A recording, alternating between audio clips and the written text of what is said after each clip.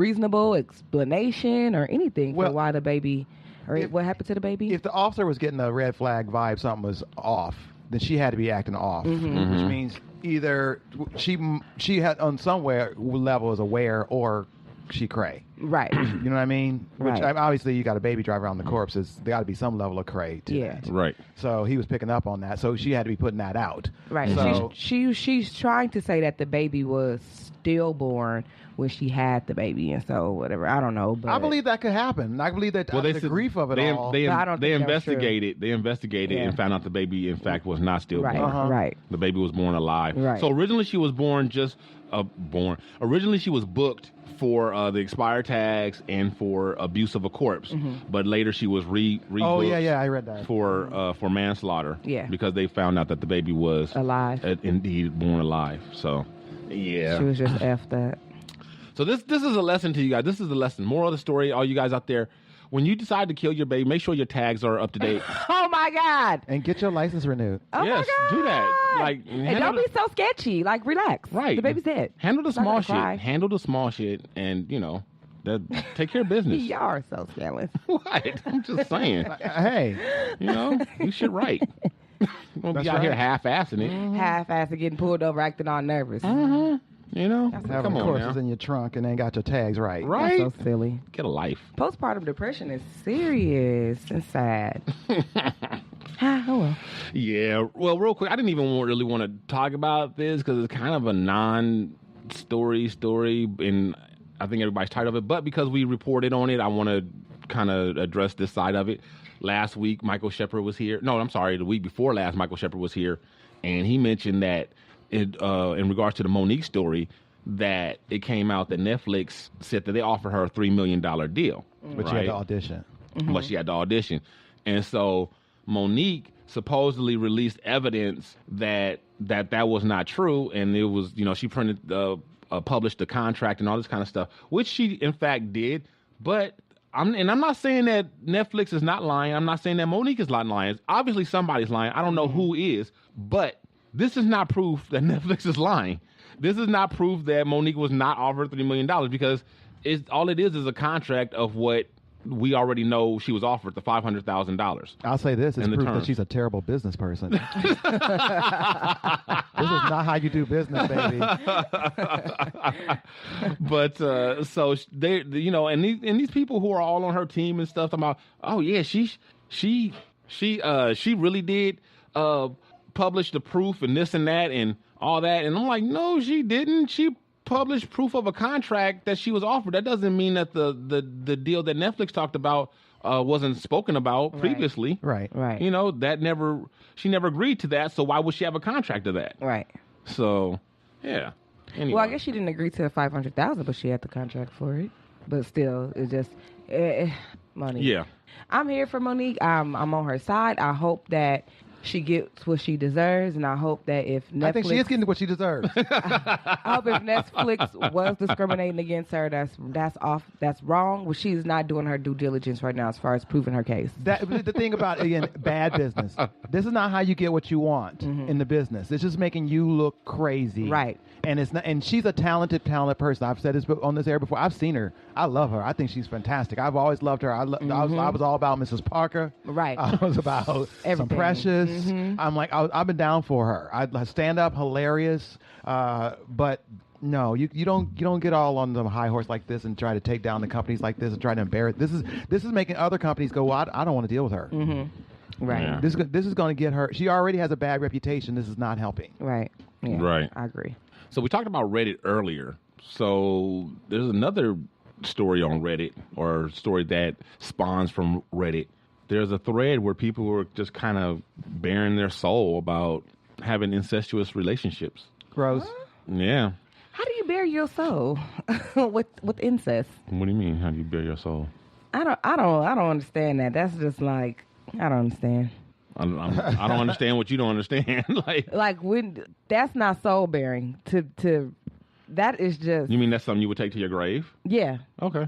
But that's what that makes it soul bearing. Right. That's the whole point. And these people are anonymous, so. Oh yeah, I didn't know that was like the thing about Reddit. I thought you had that's the internet. Yeah, you could be That's anybody the internet. you want. That's the internet. That's everything on the internet. unless somebody specifically goes out of their way to tell you that they are who they are, it's like they can be whoever. That's true. I get that. Yeah, if you are Virginia XYZ 1989, who the hell knows who that is? Right. Okay.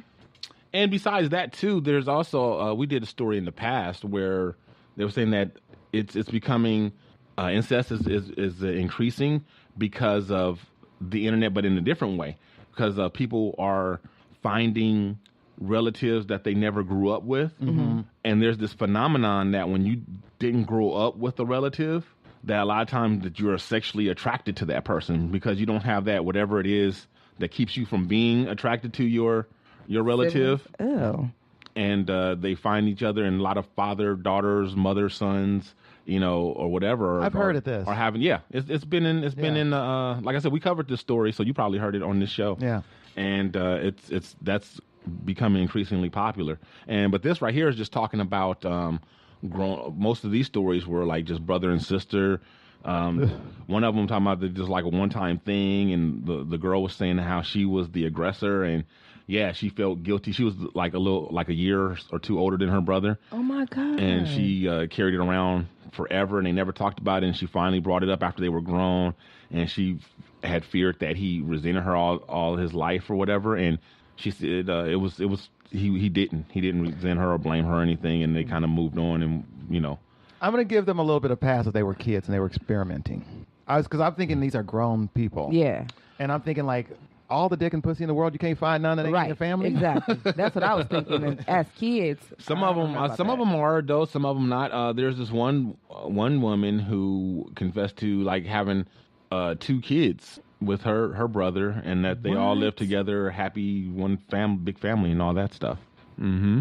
Wow. And there's another one with like cousins and whatever. Y'all ain't royals? There was this one where it got kind of it turned kind of rapey, where like she said that they started off doing as cousins and at like family events, whatever, and then she didn't want to do it anymore, but yet every time she would go over to his house, he would like not take no for an answer. My question is, why'd you keep going over to his house?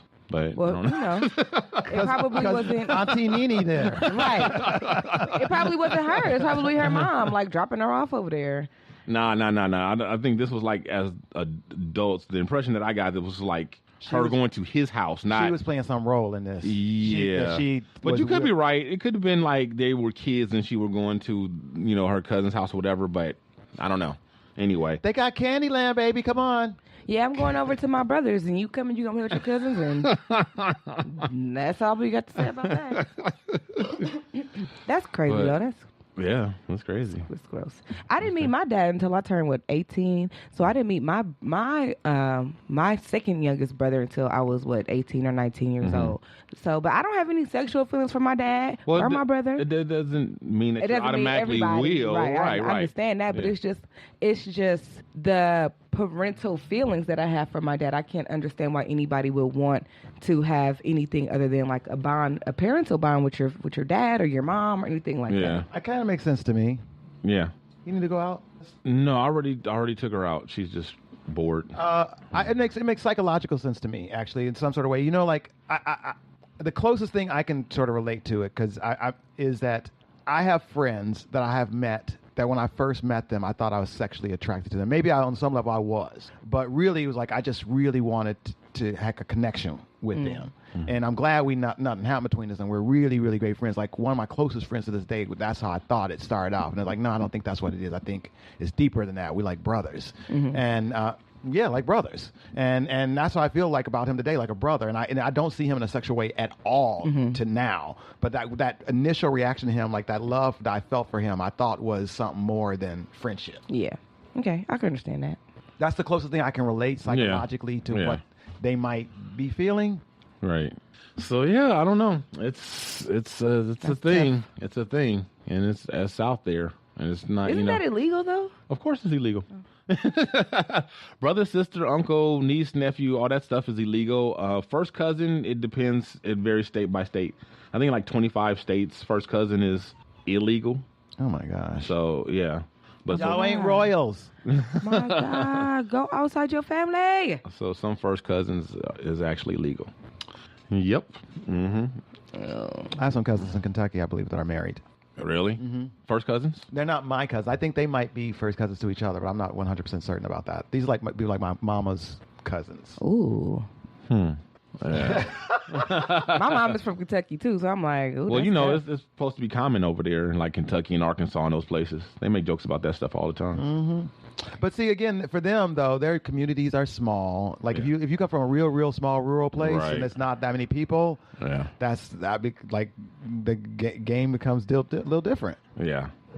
But I say you might want to go out. Hello. Yeah, one story. It was a brother and sister, I believe, and they were talking about basically how they were kind of isolated. They didn't really have much exposure to other people. And I've seen like movies and stuff like that. And I think that's kind of, I don't want to say common, but that does happen. I think when people are shut off, like there's a movie like Flowers in the Attic and stuff like that, where the kids were basically held prisoner, you know, in the home, on the home property and this and that, whatever. And the brother and sister began having a relationship, and then they kind of became surrogate parents to the smaller kids or whatever. And yeah, it was, but that's, you know, when you in that kind of unhealthy environment and everything is warped and stuff to begin with, you know, it's natural that things will develop from that.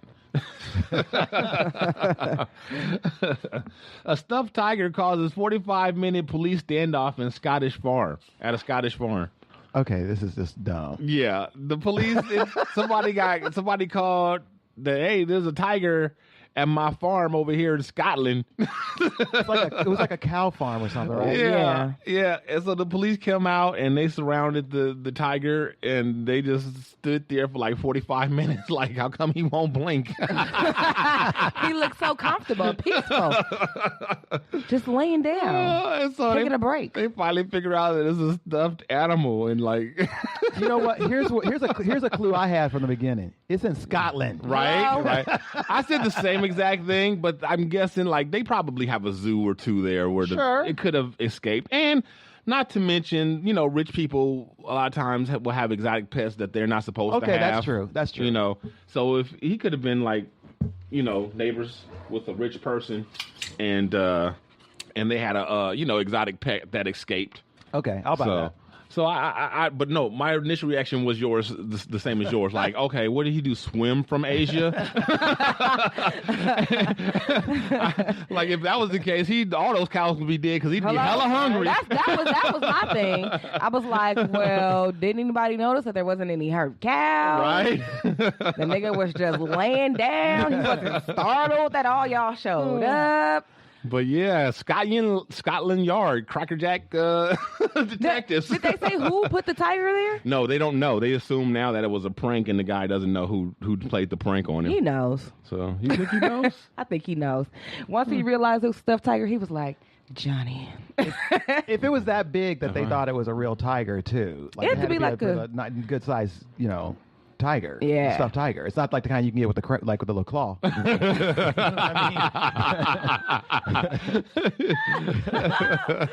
Oh my goodness! Oh man, they're great. See, I'm telling you, it was probably his neighbor Tony, and he was like, Tony. It was Tony. It was Tony. A box of Frosty Flakes was sitting there at the scene of the crime. Right, sprinkled around the stuffed animal. So a bulletproof armadillo puts a Texas man in the hospital, and that's what his punk ass gets. That's what I was about to say. Karma is instant sometimes. Because the armadillo is like helpless, not helpless, because obviously he's not helpless. He got that big ass shield on his back, but harmless. They don't eat. They don't kill. They don't bother livestock. They don't bother crops. If he even had any of those things. Okay. It was like 1:00 in the morning. The man sees an armadillo, wants to kill something, goes and gets his .38. And he shoots it, and it ricochets off his shield and hits him in the face. And he has to take his dumb ass to the ER. Oh my God! Sometimes karma is instant. Yeah, and he living in Texas with armadillos. You would think he would know that because there's lots of stories of armadillos, people shooting them and the bullets ricocheting off of them. Maybe he just wanted to see if it would. Unless you got like a high power rifle or something, like don't try to shoot an armadillo with a handgun. Don't try to shoot an armadillo at all because he ain't messing with you. Armadillo alone. Yeah. Unless you starving to death and you trying to eat him, Just leave him alone. Then don't shoot him. Just like get your knife. Come on. That's smart. But yeah, you just like, oh my God. But that is hilarious. That is hilarious. hilarious. That's so what he get.